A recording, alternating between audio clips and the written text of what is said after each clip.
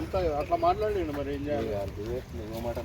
చేసింది ఎన్ని రోజులు అవుతుంది, ఎన్ని రోజులు వదిలేసినావు, ఎంత అధ్వానంగా తయారు చేసినావు, బిల్లు ఎంత అయింది, నువ్వు అయిపోయిందని చెప్పినావు, 50,000కి ఏమైనా చేసినావు.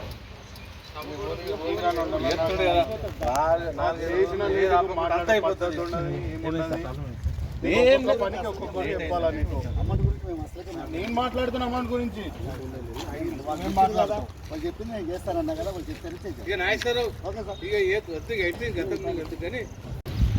మీరు పనికి ఫ్రీగా చేస్తలేరు కాంట్రాక్టర్ గారు, అర్థమవుతుందా? లేదు సార్, చాలా నాకు. ఆర్మూర్ 30వ వార్డులోని దోబియాడ్ వద్ద గత 3 నెలలుగా పైపు లీకేజ్ అయ్యి నీళ్లు నిలిచిపోయి వాహనదారులకు తీవ్ర ఇబ్బందులకు గురవడం జరుగుతుంది. దీన్ని అధికారుల దృష్టికి తీసుకెళ్లగా వారు స్పందించకపోగా తీవ్ర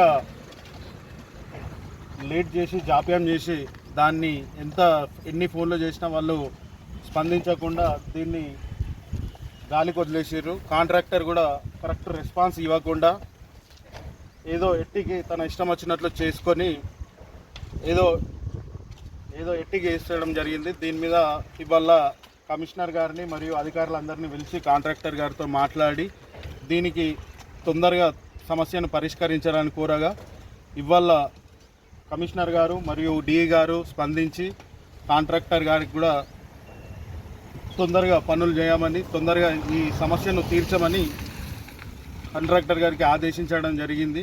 దయచేసి అధికారులు మరియు కాంట్రాక్టర్లు తొందరగా మీరు చేసే పనులు తొందరగా చేసి తొందరగా రెస్పాన్స్ ఇచ్చి ప్రజలకు ఎటువంటి ఇబ్బందులు తలెత్తకుండా తొందరగా చేయవలసిందిగా టీఆర్ఎస్ పార్టీ తరఫున అధికారులను మరియు కాంట్రాక్టర్లను హెచ్చరించడం జరుగుతుంది.